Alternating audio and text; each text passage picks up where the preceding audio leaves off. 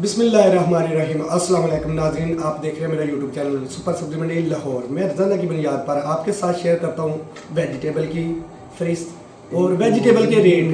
आज खुसूसी तौर पर हमारे साथ गुजरात के बहुत ही मशहूर फेमस सब्जी मंडी के बहुत ही पुराने आरती साहिबान मौजूद हैं।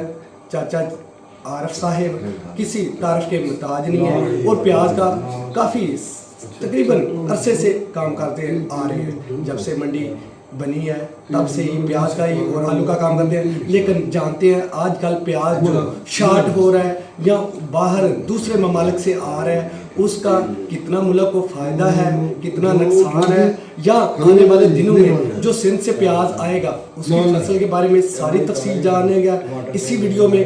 अभी साहब से पूछते हैं, आई साहब बताइएगा, प्याज जो अभी रेट थोड़ा सा डाउन हो गया है, ईरान का जो प्याज है वो काफ़ी दिनों के बाद पहुंचता है मार्केट में और वो उगना शुरू हो गया है। क्या ये गवर्नमेंट की पॉलिसी है, इसको डिले कर रहे हैं, या कि वहाँ पर बॉर्डर पे कुछ ऐसी सूरत हाल है जिसकी वजह से बॉर्डर से लेट आता है, या सिंध का जो प्याज है उसमें आने में कितनी देर लगेगी? सिंध वाला जो प्याज है उसकी फसल अगले महीने में बहुत ज्यादा है और काफी मकदार में आ जाएगी। बाकी ईरान वाली बात, ईरान वाले प्याज में ताजरों को बहुत ज्यादा नुकसान हो रहा है, इसलिए उन्होंने खुद ही स्टॉप कर दिया।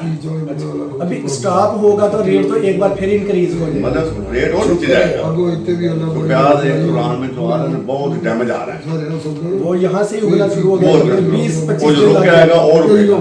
तो ज्यादा आइंदा जो अगले महीने में प्याज की रेट जो गिरने के चांस है बहुत ज्यादा, क्योंकि पंजाब का प्याज मेलसी से भी आ रहा है, सिंध से आ रहा है, मेलसी से आना है, राजनपुर से आना है, हर इलाके से आना है, करोड़पक्के से आना है। तो काफ़ी टाइम पहले जो सिंध का प्याज था उसको काफ़ी ज़्यादा टाइम मिलता था कि प्याज का रेट बढ़ जाता था या डाउन होता था। अब की वजह से वो लेट हो जाता है।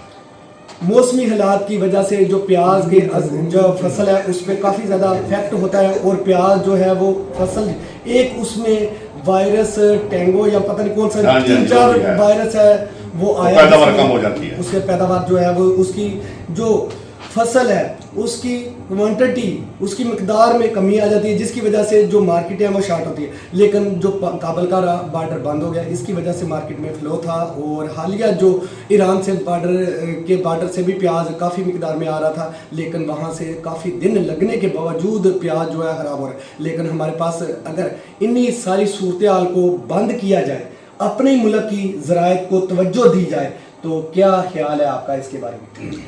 बात आपको सही है, लेकिन हमारे एक तो किसान को इतनी पावर नहीं है तो फसल पूरी पैदा कर सके।